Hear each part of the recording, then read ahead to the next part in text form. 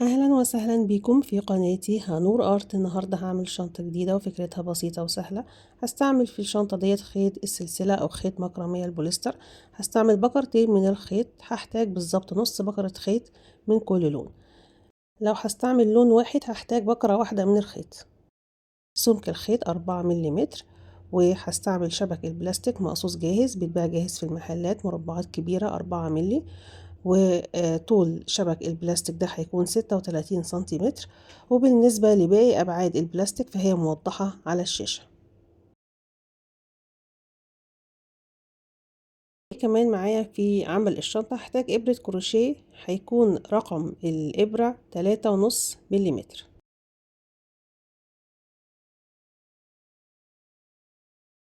وهحتاج كمان قفل مسطرة أو أي نوع من القفل متاح عندك أو متوفر. القفل بيتكون من قطعتين، وقفل المسطرة بيكون مع 3 مسامير بيتركبوا مع القفل، وقطعتين من الحلقات المعدن أو الجانش. لازم تكون الحلقة حجمها مناسب مع الجوانب البلاستيك عشان تقدر تتركب فيها بسهولة. وسلسلة من المعدن أو أي نوع من السلسلة، طول السلسلة 1.4 متر، وبيكون معاها الحلقة بتاعتها أو الجانش بتاعها اللي بيتركب فيه الحلقات اللي هركبها في الشنطة. ومعايا كمان مقص وولاعة. هحتاج لكل صف من الغرز 130 سنتيمتر من الخيط. بحدد الخيط بسحبه على المزورة بالشكل ده لغاية لما اوصل ل 130 سنتي. بعد كده بقص الخيط عند 130. بقص طرف الخيط وبلسع اطراف الخيوط بالنار علشان ما استرفلش مني. ولما بحدد الصف التاني من الغرز بسحب له خيط على نفس الطول. مش هحتاج خلاص المزورة مرة تانية، هسحب على نفس طول الخيط اللي انا حددته في الاول بالشكل اللي احنا شايفينه دلوقتي. تحضير الخيوط في الشنطة دي خطوة بتسهل عليا الغرز وبتوفر معايا وقت وبتخلي الشغل اسهل بكتير لو انا حضرت كل الخيوط. ولما بوصل للجوانب اللي طول الخيط بيختلف، بيكون ضعف الطول اللي انا هستعمله في الغرز دي، وهوضح ده بعد كده. دلوقتي اول خطوة بعملها هي ان انا بسحب الخيط من اول مربع موجود عندي في الزاوية، بسحبه بالابرة، بدخل الابرة في اول مربع وبعد كده بسحب الخيط بالشكل ده.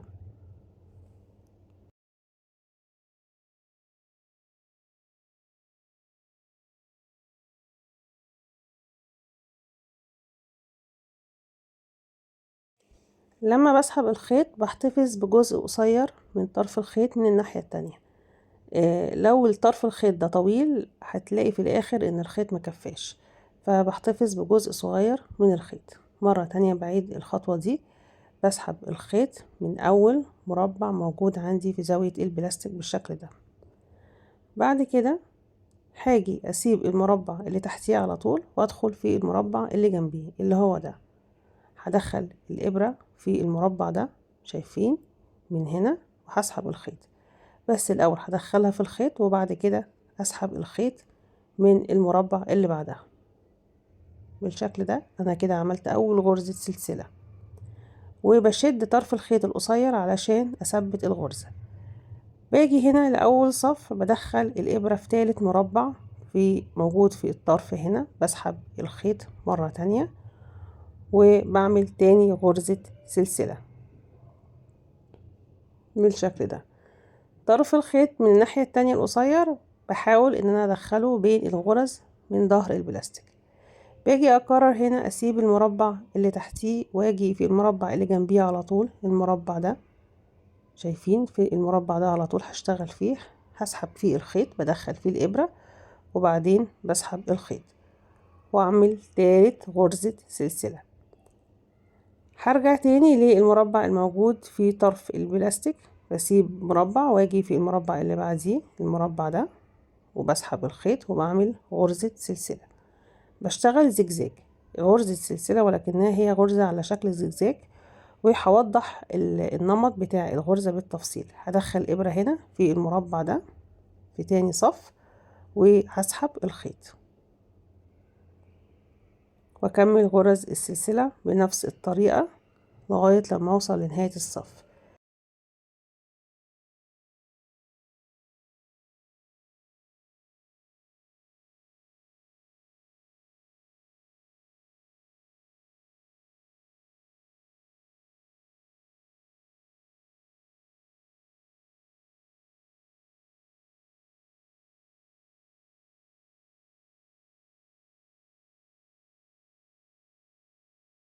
لما بوصل لنهاية الصف مش هعمل هنا غرزة زي ما كنت بعمل، لأ، أنا هعمل العكس. هسحب الإبرة من ظهر البلاستيك من آخر مربع من الناحية دي، بعد كده هسحب الخيط بالشكل ده وأعمل ربطة. أعمل ربطة ازاي؟ بعد ما أسحب الخيط هسحب طرف الخيط اللي متبقي معايا وأربط كده الغرزة وأقفلها بالشكل ده. كده الغرزة اتقفلت معايا وده شكلها، وزي ما احنا ملاحظين شكل الزجزاج ده شكل الزجزاج اللي استمرت عليه الغرز. لو لقيت فيه اختلاف او الشكل ده مش ظاهر معايا فيكون في مشكلة في الغرز. وطبعا طرف الخيط في البداية دخل ما بين الغرز فمش موضح الشكل، انما شكل الزجزاج ده شكل الاساسي للغرزة. لو ما طلعش معايا الشكل ده في ظهر البلاستيك يبقى انا عندي مشكلة لازم اصلحها، وده النمط اللي عملت بيه الغرزة. النمط الاساسي هو غرزة زجزاج او غرزة سلسلة زجزاج. هبدأ في الصف التاني، هدخل الابرة في تاني مربع على طول في الصف واسحب الخيط بنفس الطريقة اللي عملتها في الصف الاول بالشكل ده، وابدأ ادخل في المربع اللي بعدها بميل او في الصف اللي بعدها في المربع ده. ولازم طبعا ادخل الابرة مع الخيط، واخلي بالي دايما ان طرف الخيط ده يكون قصير، علشان لو طويل الخيط مش هيكفي. انا مش محتاجة يكون الخيط هنا طويل، وانا بشتغل بسحبه او بثبته ما بين الغرز. كده عملت اول غرزة سلسلة. طرف الخيط القصير ده بشده في الاول علشان اثبت الغرزة وابدأ اشتغل والغرز تكون ثابتة ومظبوطة. هدخل الإبرة فين؟ هدخلها في المربع اللي داخل جوه في الصف الأول، أو المربع اللي أنا سبته في الصف الأول. بنفس الطريقة بسحب الخيط وبعمل غرز زجزاج. وبرضو هوريكم النمط لو أنا بعمل صفين من الغرز بالشكل ده. بسحب الخيط من المربع ده، بعد كده ده بطلع وانزل زي الزجزاج وبكمل الغرز لغاية نهاية الصف وبتنتهي بنفس الطريقة.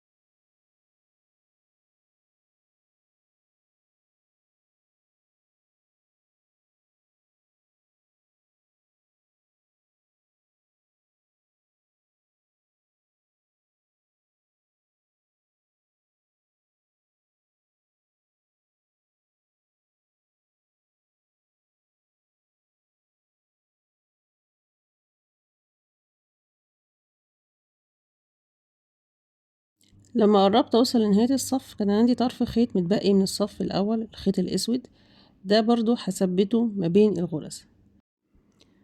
هدخل طرف الخيط ما بين الغرز في ظهر البلاستيك بالطريقة دي. بشتغل غرز عادي جدا، مفيش اي اختلاف في الغرز، بس هو طرف الخيط انا بثبته وبدخله ما بين الغرز علشان ما يتعبنيش في نهاية الشغل، ما لاقيش اطراف خيوط كتير متبقية. لا، انا هخفيها ما بين الغرز وبكمل الغرز بشكل طبيعي بنفس النمط. ولما بوصل لنهاية الصف هتكون نهاية الصف التاني زي نهاية الصف الأول. مفيش أي اختلاف بين الصف الأول والصف التاني، بس بخلي بالي من طرف الخيط اللي سبته في الصف الأول بدخله بين غرز الصف التاني. وصلت هنا لآخر غرزة في الصف التاني، بسحب الغرزة من ظهر البلاستيك في آخر مربع، بسحبها بالشكل ده وبعمل رابطة للخيط بإن أنا أسحب طرف الخيط من هنا من ظهر البلاستيك وبشد الخيط كده. قفلت الصف التاني من الغرز، والطرف ده هيدخل في الغرز الصف التالت. ألاحظ هنا إن الغرز واخدة شكل زجزاج زي الصف الأول بالظبط، وده لازم أتأكد منه كل مرة طول ما أنا بشتغل. لو الشكل اختلف يبقى الغرزة ماشية غلط ومش ماشية على النمط، وهوريكم النمط دلوقتي. ده شكل نمط الغرز لو صفين مع بعض. بعتذر عن الشكل مش مظبوط، رسمته بشكل يدوي. بقص طرف الخيط الزيادة وبلسع طرف الخيط بالنار علشان أقفل أول صف من الغرز وينتهي بشكل كويس. هكمل باقي صفوف الغرز بنفس الطريقة، غرز سلسلة زجزاج. هتكون بداية الغرز منين؟ دي نقطة خلي بالي منها، كل صف هيبدأ منين، مبدأش بالعكس، كلهم هيبدأوا من اتجاه واحد. زي ما أنا بحدد بدأت من هنا فهكمل لنهاية الصف، وده هيكون شكل الغرز لما تنتهي. ده هيكون شكلها في كل أجزاء الشنطة. وبالنسبة للجوانب هي هتبدأ نفس البداية، ولكن هيكون في اختلاف في تركيب الجانش. وهنا في الزاوية زي ما احنا شايفين الغرز استمرت بشكل طبيعي، مفيش أي اختلاف، أنا ماشية على النمط ما غيرتش أي حاجة. طول الخيط في الجوانب هيختلف عن باقي الشنطة، هيكون طول الخيط الواحد 260 أو 265 سنتيمتر، وهحتاج 7 خيوط نفس الطول لأن أنا عندي 7 مربعات، وبشتغل بالغرز زي ما بدأت. هوضح معاكم دلوقتي ازاي تركيب الجانش. تركيب الجانش هنا مفيش أي ربط، أنا بكمل الغرز بشكل طبيعي. يعني أنا هنا وقفت عند الغرز في المربع ده، فهسحب الخيط وأعمل غرزة السلسلة، فهدخله في المربع اللي بعديه على طول، مش هفوت مربع، لا هكمل، مفيش اي اختلاف. زي ما احنا شايفين دلوقتي انا بكمل الغرز زي ما اشتغلت في باقي اجزاء الشنطة. الفكرة هنا بعد ما عملت الغرزة بروح اعدل او اقلب الجانش وارجع اكمل غرز من اول وجديد. هنا في غرزة دي كنت بربطها عشان سايباها اكملها بعدين، ودي برضو خطوة مهمة. المهم دلوقتي فانا هرجع اكمل الغرز زي ما بدأت بالظبط، وانا يعني تعتبر تكملة الغرز هي ربط للجانش او ربط للحلقة المعدن، وبتنتهي الصفوف بنفس النهاية.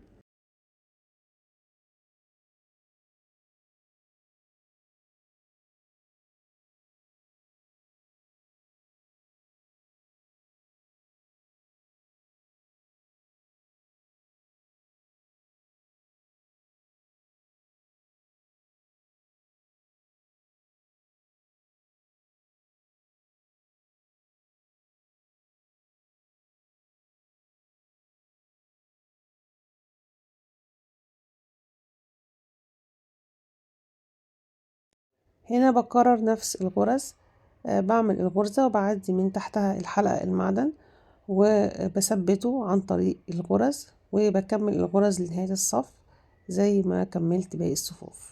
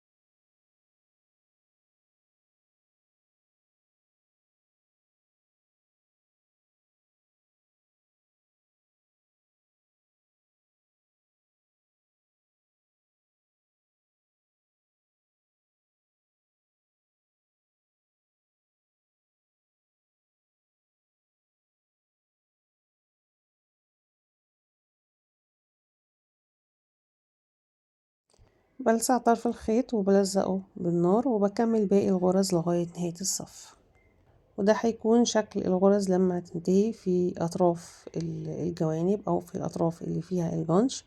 ده بيكون شكلها.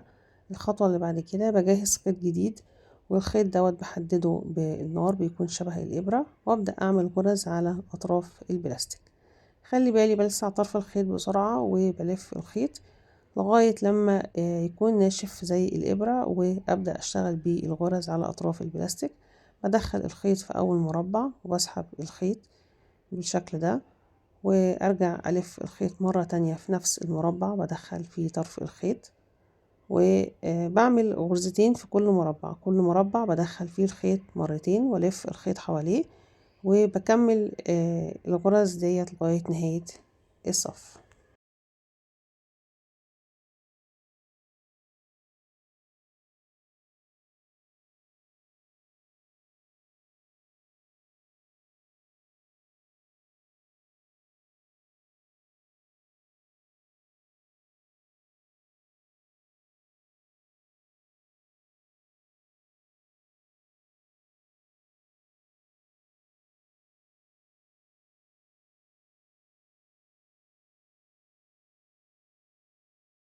بغطي الجزء ده بالخيط، وده بيكون شكل الغرز على أطراف البلاستيك. بعمل زيها بالظبط في الناحية التانية من هنا، في الجزء الداخلي للشنطة غرز على أطراف البلاستيك والجزء الخاص بالقلاب. وممكن أكمل هنا بالجنب وأوقف هنا علشان أسيب مساحة لربط الشنطة بالشكل ده.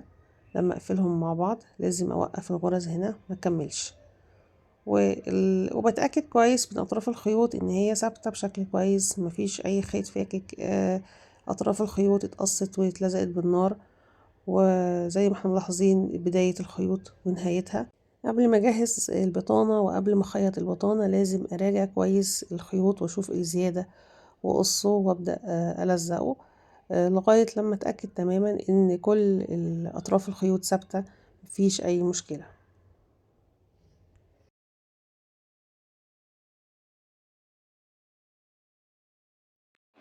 انتهى الجزء الأول. شكرا جدا على المشاهدة. تابعوني في الجزء الثاني والأخير من عمل الشنطة.